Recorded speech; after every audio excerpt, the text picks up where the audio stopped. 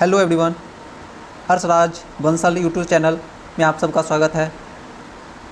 तो हम देख रहे थे लुसेंट के बायोलॉजी सब्जेक्ट का एमसीक्यू और आज क्वेश्चन नंबर 151 नंबर से स्टार्ट करेंगे, क्योंकि पीछे जो है सो 150 क्वेश्चन हो चुके हैं। आज 151 क्वेश्चन से करना स्टार्ट करेंगे। और जो लोग भी इस चैनल पर नए हैं, चैनल को लाइक, सब्सक्राइब और शेयर ज़रूर करें। और अपने पास जो है सो एक पेन और पेपर लेकर ज़रूर बैठे और आंसर को लिखते जाए, नोट डाउन करें और कितने क्वेश्चन को खुद से पहले उसमें आंसर क्या है वो लिख ले और उसके बाद में आंसर मैच करें। और उसके बाद लास्ट में एक कमेंट करके ज़रूर बताएं कि आपने जो है कितने क्वेश्चन को सही किए। तो आज का क्वेश्चन हम देखते हैं 151 से। सभी जीव कोशिका व कोशिका उत्पाद से बने होते हैं, यह किसका भाग है? ऑप्शन है उत्पत्ति का सिद्धांत का, बी ऑप्शन है कोशिका सिद्धांत का, सी ऑप्शन है विकासवाद का, डी ऑप्शन है वंशागति सिद्धांत का। तो इसका आंसर हो जाएगा कोशिका सिद्धांत का। नेक्स्ट क्वेश्चन है 152 नंबर। कोशिका सिद्धांत के अनुसार नई कोशिकाओं का निर्माण किससे होता है? ऑप्शन है कोशिका द्रव्य के संघनीकरण से, ऑप्शन बी है स्वतः जनन से, सी है पूर्व स्थित कोशिकाओं के विभाजन से और डी है केवल प्रोटीन से। तो इसका हो जाएगा सी ऑप्शन, पूर्व स्थित कोशिकाओं के विभाजन से। इसका जो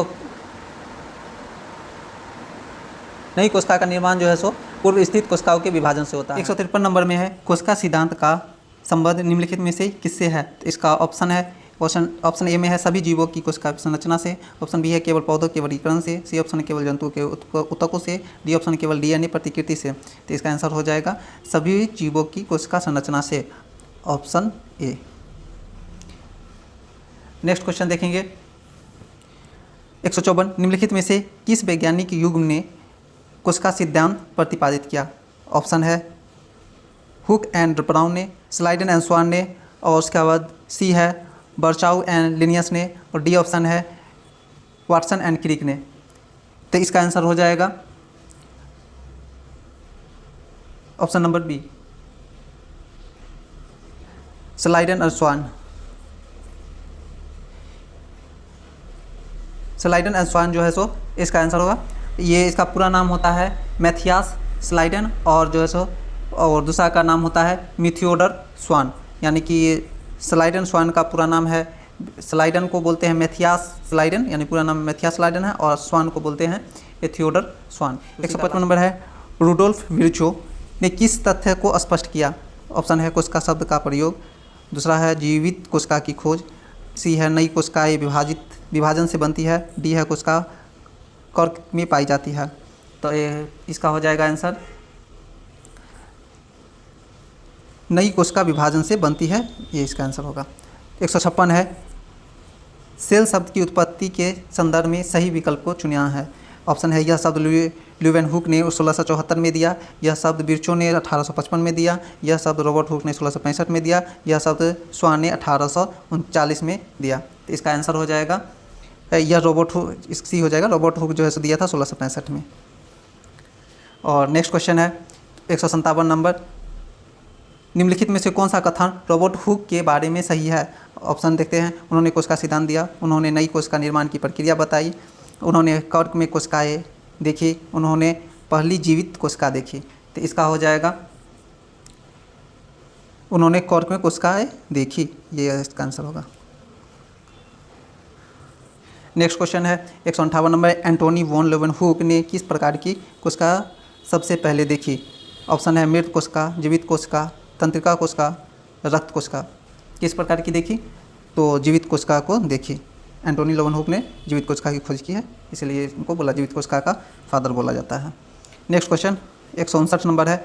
कोशिका के संबंध में कौन सा कथन सही है? यह ऑप्शन देखते हैं। यह जीवन की सबसे बड़ी इकाई है, यह केवल संरचनात्मक इकाई है, यह केवल क्रियात्मक इकाई है, यह जीवन की सबसे छोटी संरचनात्मक एवं क्रियात्मक इकाई है। तो इसका हो जाएगा यह जीवन की सबसे छोटी संरचनात्मक एवं क्रियात्मक इकाई है, डी हो जाएगा। 160 में है कोशिका के औसत संगठन में सबसे अधिक प्रतिशत किस अवयव का होता है?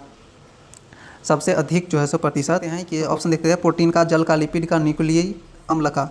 इसका हो जाएगा जल का जो प्रतिशत सबसे अधिक होता है किसके अंदर, तो कोशिका के अंदर। 161 में देखते हैं कोशिका के औसत संगठन में जल के बाद किस अवयव का प्रतिशत अधिक बताया गया है।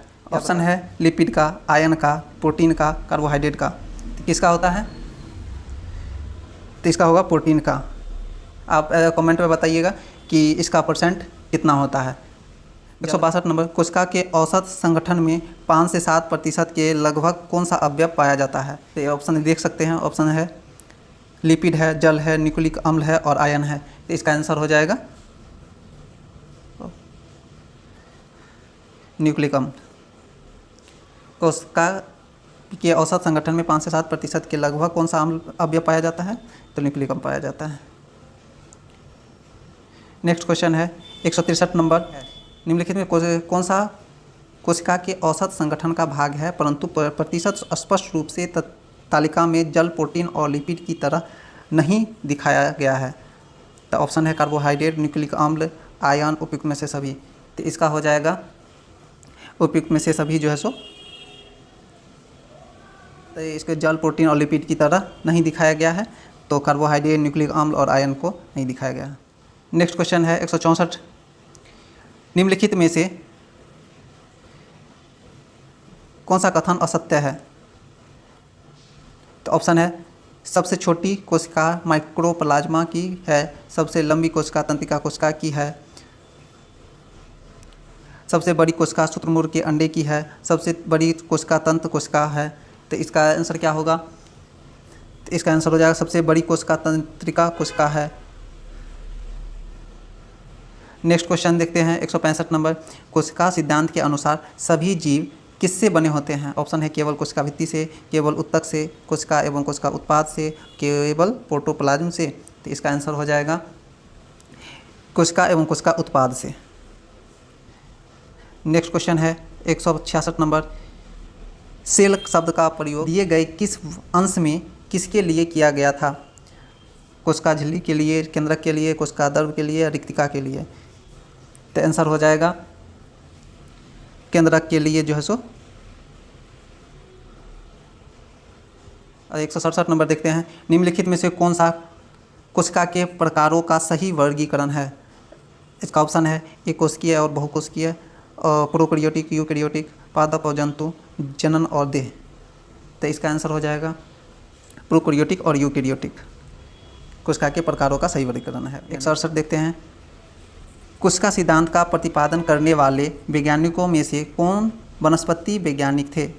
तो ऑप्शन है थियोडोर स्वान, बी ऑप्शन है रुडोल्फ विर्चो, सी है मैथियस स्लाइडेन और डी है रोबर्ट हुक।